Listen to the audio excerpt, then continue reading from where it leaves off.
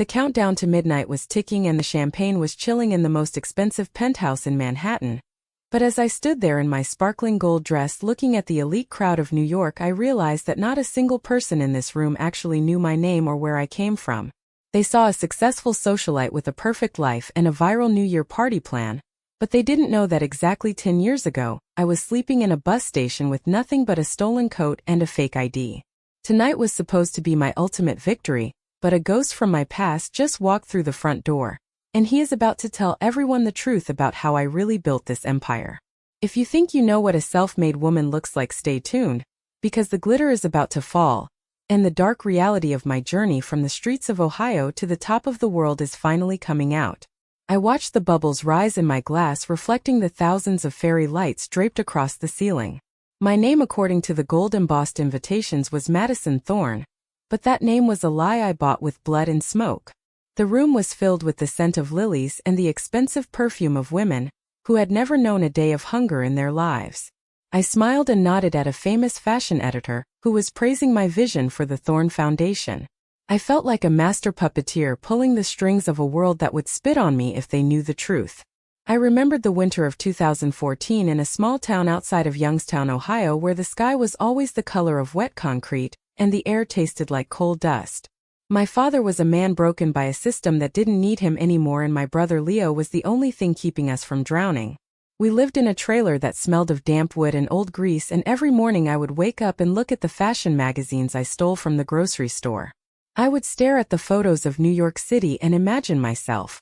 Welcome back to Revenge Water Official. If you are enjoying the content and want to support the journey, then make sure you hit that subscribe button right now and turn on all notifications so you never miss an upload. Your support helps Revenge Water Official grow and bring you even better videos every single day, so join the family today by clicking subscribe, and thank you for being part of the team. Walking down those streets in silk instead of the itchy wool sweaters I got from the charity bin. I hated the sound of the gravel under my boots and the way the neighbors looked at us with a mix of pity and disgust. I was 17 and I was starving for a life that didn't involve waiting for a government check that was always late. I began to realize that the only way out was to become someone else entirely. I started practicing my voice in the woods behind our trailer, trying to flatten the vowels and sharpen the consonants until I sounded like the girls on the news. I watched how the rich kids at the high school across town held their bags, and how they never seemed to be in a hurry. I learned that confidence was the ultimate currency. If you acted like you belonged somewhere, people usually didn't ask for your ID. But my father was getting worse and the bills were piling up until the power was cut off. We were sitting in the dark one night when the idea first took root in my mind. It was a dark seed that grew out of pure desperation. I knew the insurance policy on the trailer was our only asset, and I knew that if it burned down we would get enough money to move to the city. I didn't tell Leo my plan because he was too good for this world. He still believed in hard work and honesty, but I knew that honesty was for people who could afford it. On the night of December 29th, while Leo was working a double shift at the gas station, I stood in our tiny kitchen holding a box of matches. The silence was heavy and the only sound was the wind whistling through the cracks in the window. I looked at my father sleeping on the couch and I told myself he would wake up when he smelled the smoke. I told myself it was for him too. I struck the first match and watched the flame dance for a second before dropping it onto the pile of oily rags I had placed near the stove. The fire caught faster than I expected. It was a hungry beast that didn't care about my plans. Within minutes, the walls were orange and the heat was pushing me toward the door. I grabbed my backpack, which I had already packed with my few belongings, and I ran. I stood in the treeline watching the trailer transform into a pillar of fire. I waited for my father to come running out, but he didn't. I heard the sirens in the distance and panic seized me. I didn't stay to see if he was safe. I ran through the woods to the bus stop 3 miles away, and I boarded the midnight coach to New York City with the smell of smoke still in my hair. I told myself he got out. I had to believe he got out, because if he didn't, I was a murderer instead of a visionary. When I arrived at Port Authority, the city was overwhelming, but I didn't let it show. I found a public restroom and scrubbed the soot from my skin and changed into a clean dress I had shoplifted a week earlier. I walked out onto 8th Avenue and felt the cold wind of the city bite into my skin, but I didn't care because for the first time in my life nobody knew who I was. I spent the first few weeks sleeping in 24-hour diners and libraries, using the last of my cash to buy a cheap cell phone. I spent my days in the New York Public Library researching the Thorne family, a dynasty that had mostly died out, leaving only a few distant relatives in Europe. I created a fake digital footprint for myself using public computers and basic hacking skills I had learned from a boy back home. I became Madison Thorne, the long-lost granddaughter of a reclusive billionaire. I spent hours in the bathrooms of luxury hotels like the St. Regis applying makeup and doing my hair until I looked like I had just stepped off a private jet. I would sit in the lobby bars and order a single glass of water, watching the power players and learning their language. One afternoon I saw a woman drop her diamond earring near the elevators. She was a high-end real estate agent named Clara, who was known for her connections to the city's elite. I picked up the earring and followed her, and when I handed it back I gave her a smile that I had practiced for 1,000 hours. I told her I was in town from London to look for an apartment, and that my family's office was handling the details, but I wanted something more personal. She was charmed by my accent and my poise, and within an hour we were having lunch and she was telling me about the most exclusive parties in the city. That was the opening I needed. I used a fake bank statement printed at a local shop to convince her I had the funds for a luxury rental, and she moved me into a small but elegant studio in the Upper East Side. I was living on the edge of a cliff every single day, knowing that one phone call could destroy me. I began to build a social media presence using the Thorne name, and within 6 months, I was getting invited to gallery openings and fashion shows. I was a ghost who had built a body out of thin air. I met Mark at a charity gala for the arts. He was the golden boy of New York, a district attorney with a heart for justice and a smile that made me feel like I was actually the person I pretended to be. He fell in love with Madison Thorne because she was everything he admired. She was successful, she was cultured, and she was mysterious. I kept my past locked in a lead box in the back of my mind, but tonight as the clock ticked toward midnight, that box was about to be ripped open. I saw Leo standing near the bar and my heart stopped. He wasn't the boy I had left behind. He looked older and his face was etched with the kind of pain that only comes from years of struggle. He was looking at the gold leaf on the walls and the women in their silk gowns with a look of pure hatred. He saw me and for a second I forgot how to breathe. He started walking toward me, pushing through the crowd of millionaires who didn't even realize a wolf had entered the fold. I knew at that moment that no matter how much money I made or how many stories I told, the fire I started in Ohio was still burning, and tonight it was going to consume everything I had built. Leo didn't look at the art or the famous faces, he only looked at me, and his gaze felt like a physical weight pulling me back down into the dirt of Ohio. I managed to steer him into the corridor that led to my private office, my heels clicking on the marble like a countdown timer. Once the heavy soundproof door shut, the noise of the jazz band and the laughter of the elite died away, leaving a silence that was even more terrifying. I turned to him, my voice, a practiced whisper of Madison Thorne, asking him how he found me and what he wanted. Leo didn't answer right away. He just walked to my mahogany desk and picked up a framed photo of me and Mark at the Hamptons. He looked at it, then looked at me and said that the girl in the photo looked like a stranger who had stolen my face. He told me that he had spent 3 years working as a debt collector just to pay for the private investigators and the digital forensic experts needed to track a ghost. He told me that when the trailer burned down, the authorities didn't find 2 bodies. They only found the remains of our father tucked away in the back bedroom where he had been trapped by the wall of fire I started. The guilt I had suppressed for a decade surged up like bile. I tried to tell him that I thought the trailer was empty, and that I thought Dad was out at the bar, but Leo slammed his hand on the desk, making the crystal decanters rattle. He told me that Dad had stayed home that night specifically to wait for me because it was my birthday and he had saved $20 to buy me a cake. The image of my father sitting in the dark with a cheap cake while I was outside with a matchbook destroyed the last of my composure. Leo reached into his jacket and pulled out a digital recorder and a thick manila folder. He told me that the insurance company hadn't paid out because they suspected arson from day one, but because the family was poor and the victim was an alcoholic, the state didn't put resources into a cross-country manhunt. However, Leo never gave up. He had followed the money trail of the small deposits I made into a secret account months before the fire. He had proof that I had been planning my escape long before the first spark was lit. He told me that he had found the pawn shop where I sold my mother's wedding ring to buy the bus ticket, and he had the testimony of the bus driver who remembered a girl with soot on her face boarding the midnight coach to New York. But the real blow came when he told me about the last 3 years. He said that after the fire he had to work 3 jobs to pay for the legal fees to keep our father's name from being dragged through the mud as a drunk who burned his own house down. He said that while I was wearing $1,000 shoes and sipping vintage wine, he was sleeping in the back of a car and eating out of cans. He wasn't here for money. He was here for a confession. He wanted me to go out to that balcony where the world was watching and admit that Madison Thorne was a creation of fire and theft. He told me that if I didn't, he would release the folder to the press gallery downstairs and call the district attorney, who just happened to be my fiancé Mark. The irony was a jagged blade. Mark spent his life putting people like me behind bars. He believed in the law above all things, and he had built his career on the idea that no one is above the truth. If he found out his future wife was a fugitive and an arsonist, he wouldn't just leave me, he would be the one to lead the prosecution. I looked at the clock on the wall and saw it was 11:15 p.m. I had 45 minutes of my life left. I tried to bargain with Leo, offering him millions of dollars and a house in Europe, and a life he could never have dreamed of, but he just looked at me with a cold pity that made me feel smaller than I ever did in the trailer park. He told me that the money the offering was tainted with the smell of the morgue, and that he didn't want a single cent of it.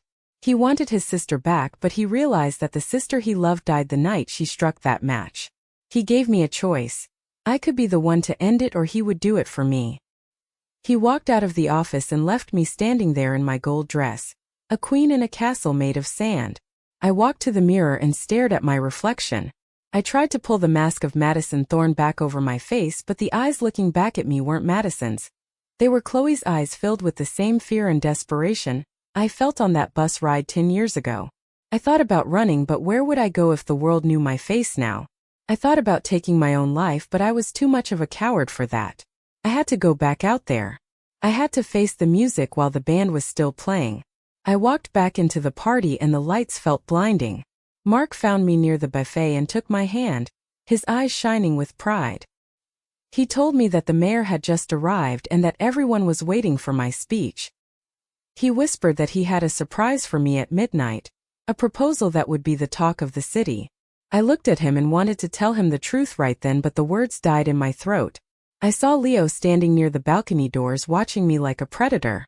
Every laugh from the guests felt like a scream, and every glass of champagne felt like a poison. I was walking toward the stage, but I felt like I was walking toward the gallows.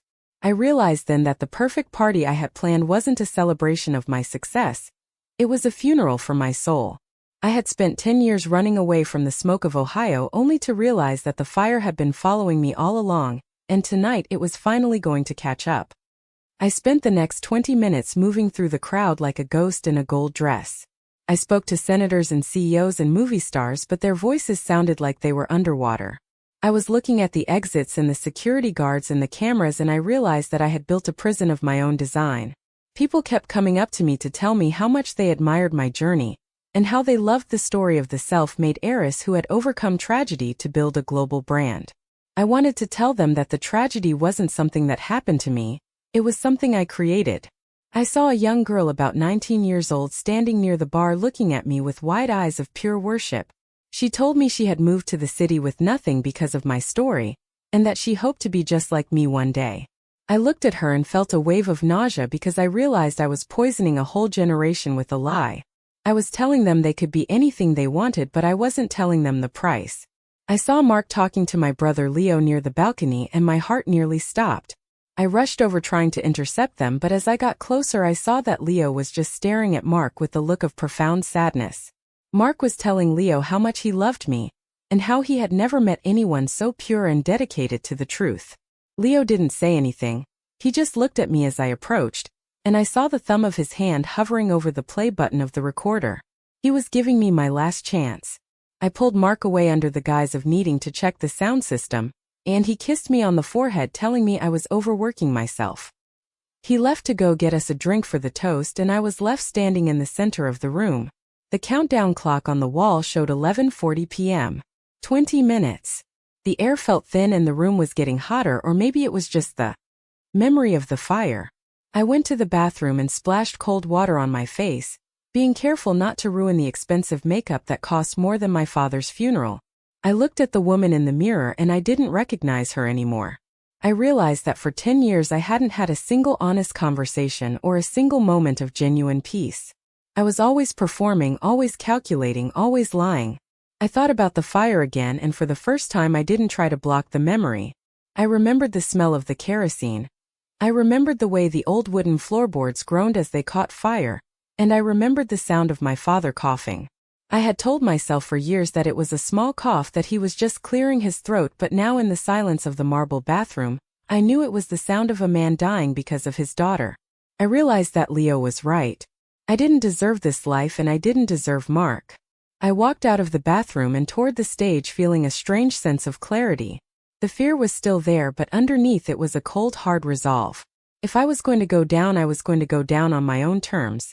I saw the cameras being positioned for the live broadcast, and I saw the millions of viewers starting to tune in on the screens around the room. The world wanted a show, and I was going to give them one they would never forget. I walked up the steps to the podium and looked out at the sea of faces. They were all waiting for the perfect New Year message, but they were about to witness the end of an era. The clock hit 11:50 p.m., and the room went quiet as the announcer stepped up to introduce the woman of the hour. My heart was a drum in my chest, and as I took the microphone I looked at Leo and nodded. The game was over. The silence in the penthouse was absolute as I stood behind the crystal podium, and the red light of the main camera glowed like a drop of blood. My hands were trembling, so I gripped the edges of the stand until my knuckles turned white, and the gold rings on my fingers felt like lead weights. Mark was standing just a few feet away with a smile that was so full of love and expectation that it made me want to vanish into the floor. The announcer had just finished a glowing introduction, calling me the embodiment of the American dream, and the woman who had redefined what it meant to start from nothing. I looked out at the crowd and saw the flashes of 100 phones, and I saw Leo standing perfectly still in the back row. His eyes locked on mine like a judge waiting for a verdict. The clock on the massive screen behind me showed 5 minutes to midnight. This was the moment I was supposed to launch my new foundation and announce my engagement, but as I opened my mouth, the voice that came out wasn't the sophisticated Madison Thorne. It was the raw, cracked voice of a girl from a trailer park who had been holding her breath for a decade. I told the audience to stop cheering, and I told the camera crew to make sure they didn't cut the feed because I had a story to tell that wasn't in the press kits. I saw the confused whispers start in the front rows, and I saw Mark step forward with a look of concern, but I held up a hand to stop him. I started at the beginning with the gray skies of Ohio and the smell of the coal mines. I told them about Chloe Miller and the girl who was so afraid of being poor that she became a monster. I watched the color drain from Mark's face as I described the night of the fire and the way I had stood in the woods and watched my father's life go up in smoke just so I could have a ticket to New York. I didn't hold anything back.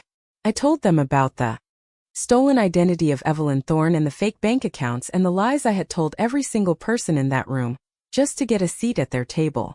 The room was so quiet you could hear the hum of the air conditioning. People were frozen with their champagne glasses halfway to their lips, and the socialites who had been hugging me moments ago were now pulling back as if I had a contagious disease. I looked at the camera and told the millions of people watching at home that the person they followed and admired was a ghost built out of ashes.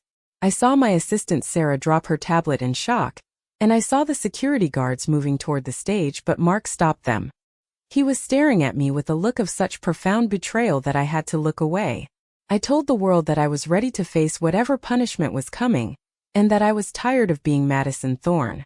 As the countdown for the new year finally began on the screens across the city, I wasn't counting down to a new beginning, I was counting down to the end of my freedom. When the clock hit 0 and the fireworks erupted outside the windows covering the city in light, there were no cheers in the penthouse. There was only the sound of my own breathing and the distant sirens that Leo had promised. The police arrived within minutes, their heavy boots echoing on the marble floors that I had spent thousands to polish. They didn't have to push through the crowd because the guests parted like the Red Sea to let them through. I saw the lead detective walk up the steps, and I didn't wait for him to say a word. I just held out my wrists. The cold steel of the handcuffs felt more real than the silk of my dress, and as they clicked shut I felt a weight lift off my chest that I didn't know I had been carrying. I looked at Mark one last time and saw him looking at the engagement ring he had intended to give me before he turned his back and walked away into the shadows. He was a man of the law and I was a criminal, and there was no middle ground for us anymore. As the police led me toward the elevator, I passed Leo. He didn't look happy or triumphant, he just looked tired. He reached out and touched my arm for a split second, and I saw a glimmer of the brother I used to have before I ruined everything. He whispered that the truth was the only thing that could ever have saved me, and then he let me go. The elevator ride down was the longest of my life, and when the doors opened to the lobby, the paparazzi were already there, their flashes blinding me as I was pushed toward the patrol car. The headlines the next morning were brutal, and the empire I had built collapsed faster than the trailer in Ohio. The Thorne brand was liquidated, and my face was removed from every billboard and website in the country. I spent the next year in a state facility awaiting trial, and strangely enough, it was the best sleep I had had in 10 years. I didn't have to maintain an accent or worry about someone recognizing my face. I was just inmate 4821, but to myself I was finally Chloe Miller again. My brother came to visit me every week, and we talked about the things we should have talked about a long time ago. He told me about the memorial he had built for our father and how the town back home was finally healing. I lost the money and the fame and the man I loved, but I gained the ability to look in the mirror without flinching. My story isn't a fairy tale, and it doesn't have a happy ending in a penthouse, but it is a true story, and in a world built on filters and fakes, that is the only thing that matters. I planned the perfect New Year party to show the world I had arrived, but I ended up showing them that I was already gone. Now as I sit in this cell watching the snow fall outside the barred window, I realize that the glitter was always just a distraction from the truth that you can never run fast enough to outpace your own shadow. My name is Chloe Miller, and I am finally free.